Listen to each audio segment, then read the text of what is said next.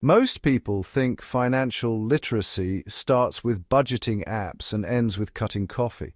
That belief is exactly why so many intelligent, hardworking people stay financially stuck. They track expenses but don't understand interest rates. They earn more but don't build wealth. They invest without understanding risk. The real-world consequence isn't just slow progress, it's expensive mistakes. High-interest debt quietly compounds in the background. Investments get chosen based on hype instead of math. Years go by before someone realizes they've been busy with money, but not actually building it. If you want to become financially literate in 2026, you don't need complicated strategies. You need small habits that permanently change how you think about money. Tiny adjustments in perspective that compound over time. The first shift is simple but powerful. Stop asking, "Can I afford this?" and start asking, "What is this costing me long term?"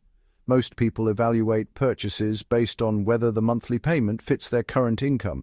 That's how people justify financing cars, phones, furniture, and even holidays. The payment feels manageable, so the decision feels safe.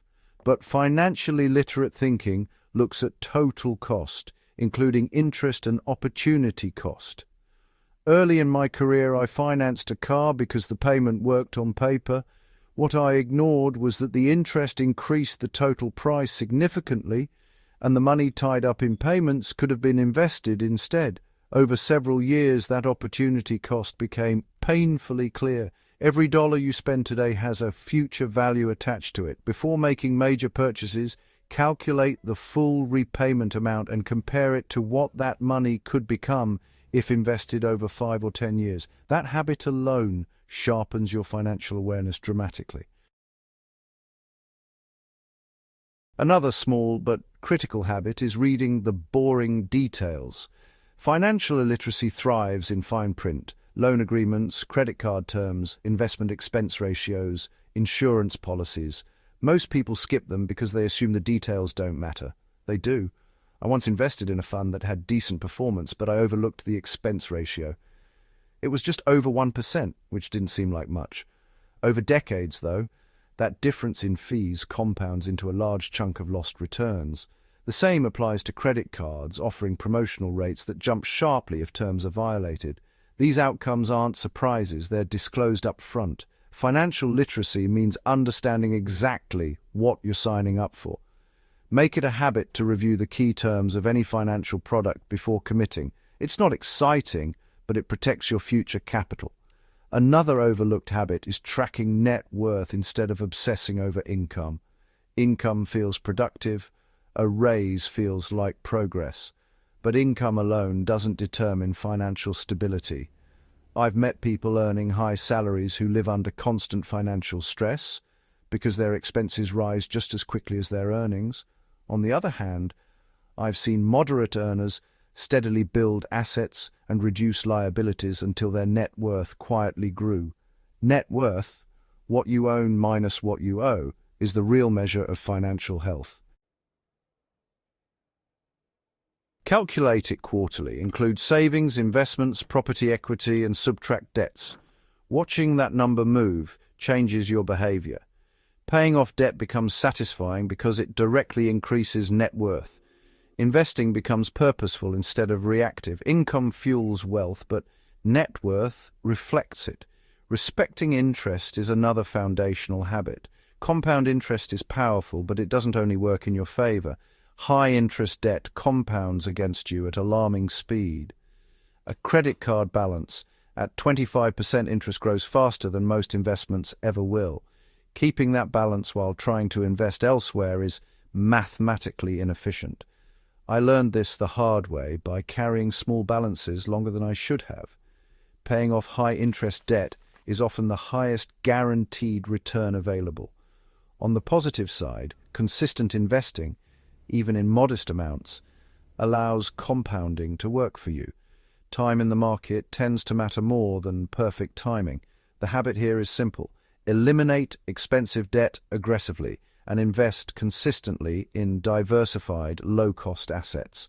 Automation is another quiet but powerful tool. Financial discipline isn't about motivation, it's about systems. When saving and investing rely on memory or willpower, they eventually get delayed. The periods when my finances improved most were when savings and investments were automated immediately after income arrived. I adjusted my lifestyle to what remained. Automation reduces emotional interference. When markets dip, automatic investments continue buying. When income rises, automatic contributions increase before spending does. This removes friction and prevents reactive decisions. Set up automatic transfers for savings, retirement accounts, and investments. Let systems protect you from yourself. Understanding risk before chasing returns is another essential habit. Every economic cycle creates new can't-miss opportunities. Markets surge, and people rush in without fully understanding downside exposure.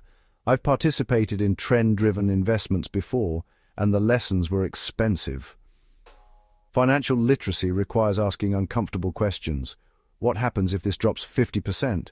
How liquid is this investment? What percentage of my total portfolio is exposed? Higher returns always come with higher risk. Diversified index investing may not be exciting, but historically it has outperformed most individual stock pickers over long time horizons. Excitement and profitability are not the same thing. Understanding risk keeps you in the game long enough to benefit from growth.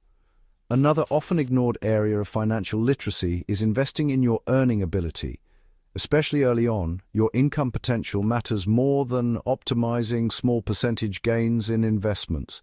Increasing your annual income significantly can accelerate wealth building far more effectively than shaving minor expenses.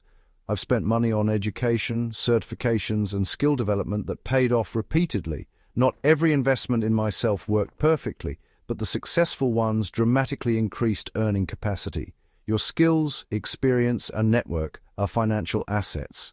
Allocate time and resources each year to strengthen them. Income growth fuels investment capacity.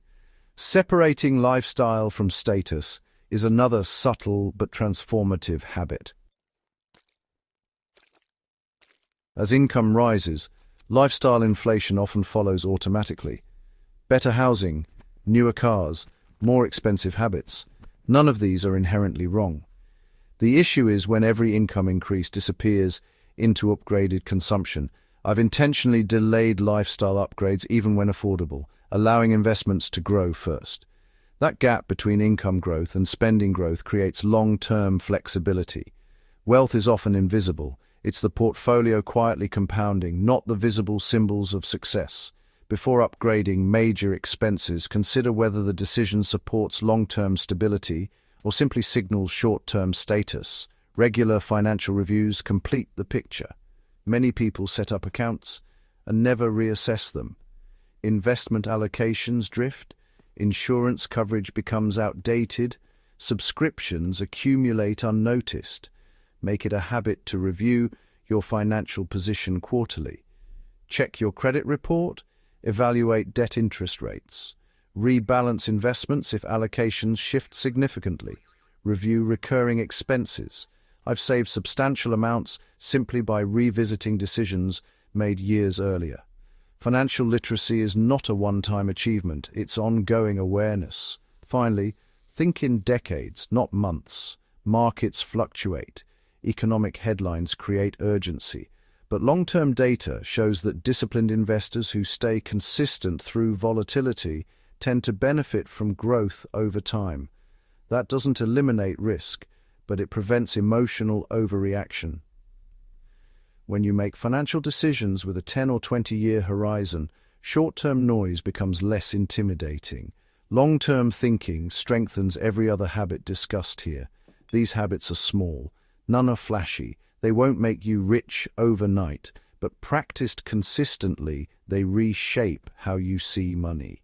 You begin evaluating trade-offs clearly. You eliminate expensive debt. You invest steadily. You grow your earning power. You protect yourself from unnecessary risk.